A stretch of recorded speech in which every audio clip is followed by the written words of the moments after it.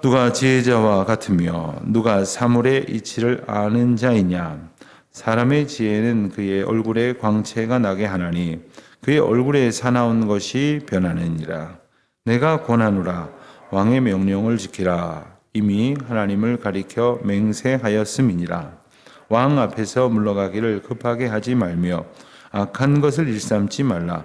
왕은 자기가 하고자 하는 것을 다 행함이니라.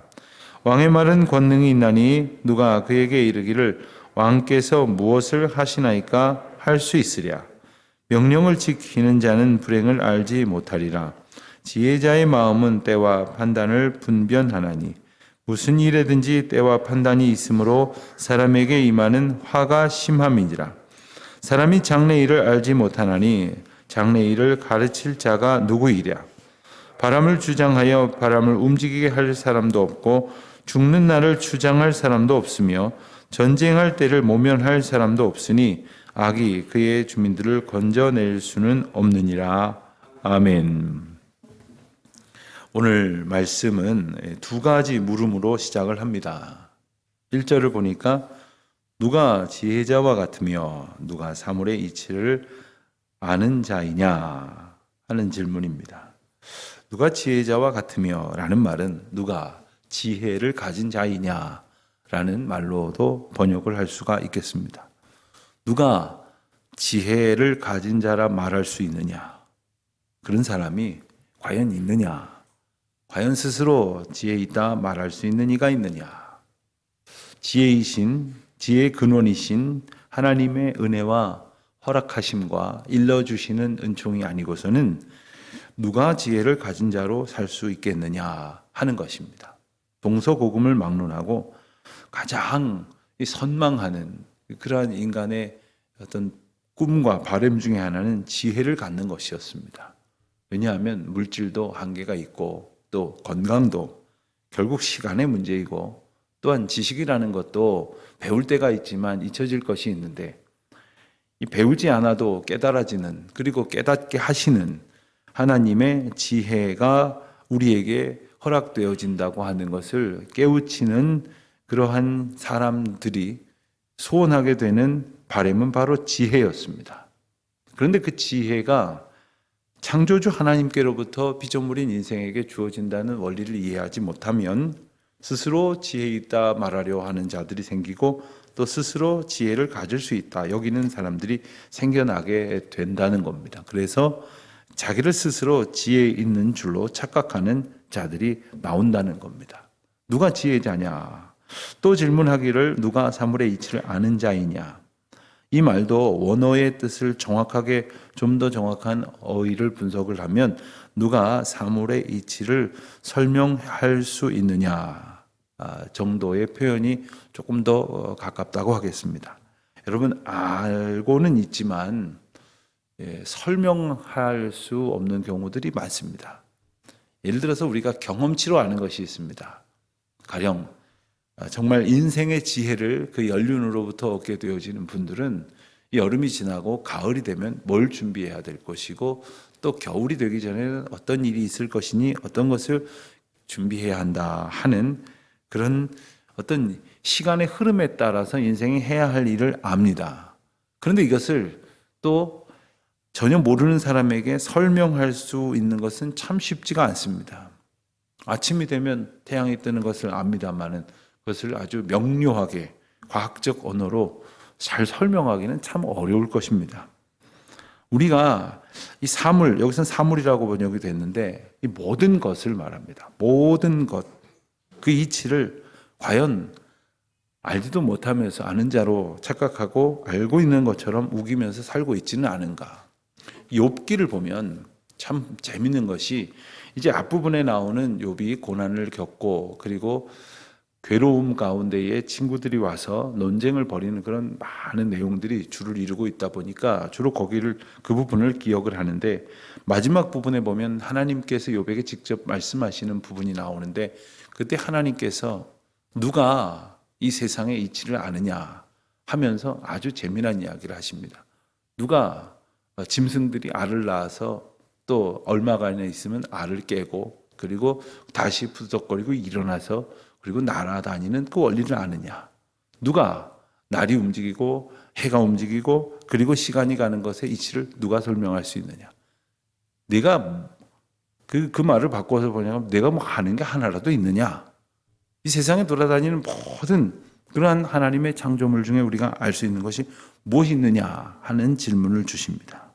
오늘 말씀도 보면 우리가 하나님께서 주신 지혜가 아니고서는 아무것도 알 수 없다 하는 것을 일러 주십니다. 그런데 이어지는 말씀이 대단히 흥미로운 표현입니다. 사람의 지혜는 그의 얼굴에 광채가 나게 하나니 그의 얼굴은 사나운 것이 변하느니라. 우리 속담에 사람 얼굴은 10번 변한다. 혹은 어떤 분들은 12번 변한다. 뭐 이런 말을 합니다. 10번이건 12번이건 그 변하지 않을 것 같은 것이 여러 번 많이 변할 수 있다 하는 이야기를 강조하는 이야기겠죠. 사람의 얼굴이 변한다 하는 것은 아마 여러분들이 오랜만에 어떤 분들을 만나면 느끼실 겁니다. 저도 몇 달 전에 저희 신대원, 제가 신학대학원 졸업한 지 23년 됐는데 23년 만에 처음으로 동기 선교 대회라는 거를 해서 참석을 했더니 한 8, 90명 모였더라고요. 근데 그 중에 한 절반 정도는 그동안에 보면서 지냈던 분들인데 한 절반은 정말 처음 한 23년 만에 만났어요. 근데 사람들이 서로 그러더라고요. 하나도 안 변했다. 이런 얘기를 또 하고 또 못 알아보겠다. 이런 얘기를 해요. 못 알아보겠다는 사람을 한번 봤어요. 어떻게 못 알아보게 됐을까? 천사의 얼굴로 변했을까? 혹은 얼굴이 왜 이렇게 됐어? 이런 이야기를 듣게 변했을까? 우리는 경험치로 압니다. 사람 얼굴 변합니다. 그런데 그것이 얼굴이 얼꼴이라고 그러죠. 우리 생각이 모양으로 나타난다. 이런 표현을 하기도 합니다. 얼굴이 사나운 것이 변한다고도 합니다. 광채가 난다고도 합니다. 어떻게, 무엇 때문에 변하는가? 사람의 지혜로부터 비롯된다. 엄청난 놀라운 사실을 일러주십니다. 하나님께서 주시는 지혜, 인생이 하나님의 인도하심 속에 어떻게 살아가야 할지를 깨달으면 얼굴도 변하는 거예요. 광채가 난다고 하는 거예요. 이 텔레비전에서 그 여성 화장품 홈쇼핑에서 선전하는 거 보니까 이걸 바르면 얼굴에서 광채가 난다고 선전을 해 대더라고요. 뭐 브라이트닝 뭐 어쩌고 저쩌고 해가면서 화장품에 뭐 무슨 효과가 있다고 자랑을 하는데 오늘 말씀이 설명을 하십니다. 우리 얼굴에 광채가 나는 것은 밝게 해처럼 빛나게 하는 것은 하나님께서 주시는 지혜로움이다. 거기에 은혜가 있다 하는 말씀이고요. 2절부터 4절까지 말씀은 왕을 섬기는 자세에 대해서 말씀을 하십니다. 세 가지 덕목을 권면합니다. 첫째, 내가 고난을 하면서 첫 번째, 왕의 명령을 지키라. 이미 하나님을 가리켜 맹세하였습니다. 왕의 명령을 지키라 합니다. 두 번째는 왕 앞에서 물러가기를 급하게 하지 말라. 왕 앞에서 물러가기를 급하게 하지 말라. 여러분, 왕이 아니어도 누구 앞에서 갑자기 이렇게 좀 그 상대방과의 만남을 편안하게 종료하고 그 자리를 떠나고 헤어지는 것이 아니라 갑자기 그 사람이 황급히 그 자리를 떠나면 아마 누구도 당황할 것입니다. 무슨 일일까? 혹 내게 불편한 상황, 그러한 심정이 있나? 여러 가지로 염려할지도 모르겠습니다. 왕 앞에서 삼가하라 하는 겁니다. 세 번째는 악한 것을 일삼지 말라. 당연한 이야기겠죠. 이 말의 의미를 뭐 조금 더 풀어보지 않더라도 여러분들이 그 뜻을 잘 알 수 있을 것입니다. 한마디로 말하면 왕 앞에서 순복하라, 순종하라, 왕의 명령을 지키고 왕을 온전히 의지하라. 악한 것을 꾀하지 말라 하는 것입니다. 이유는 간단합니다. 왕이기 때문입니다. 그 왕의 속성을 설명을 하기를 왕은 자기가 하고자 하는 것을 다 행함이니라. 자기 마음대로 한다 이런 뜻이 아닙니다.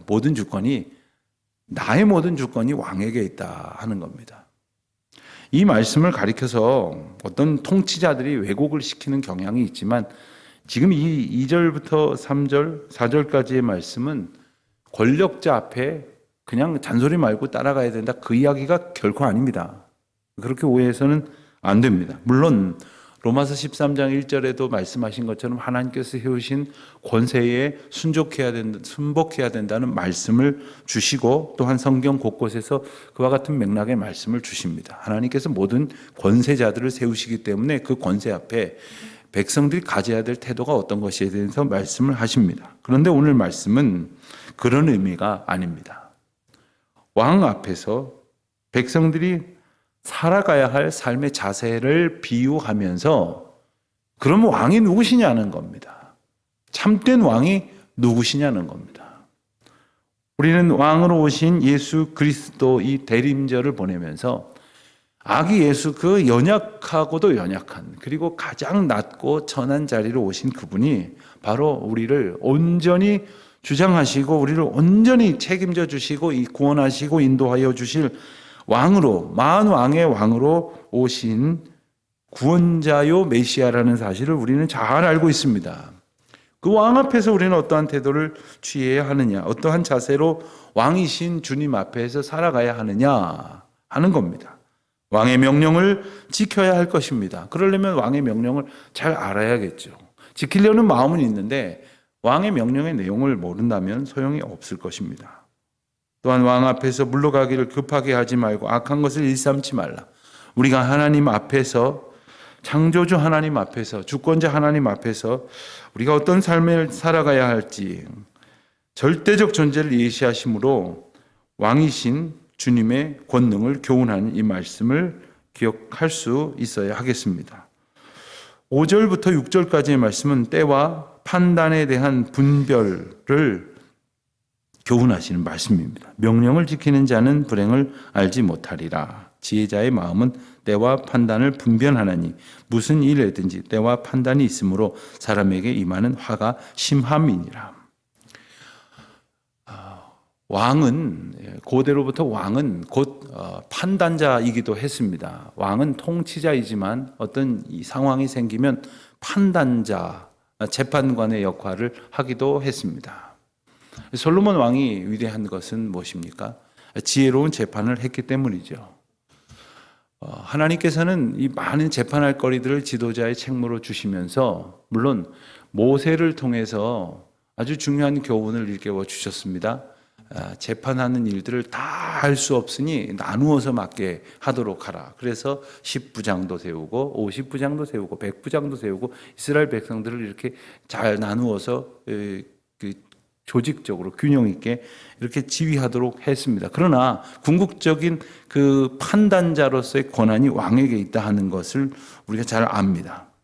5절 6절은 그런 맥락에서 결국에 우리가 판단을 받을 수밖에 없는 인간의 한계를 깨달아 알지 못하면 가지고 오게 될 불행이 어떤 것인지에 대해서 말씀을 하십니다.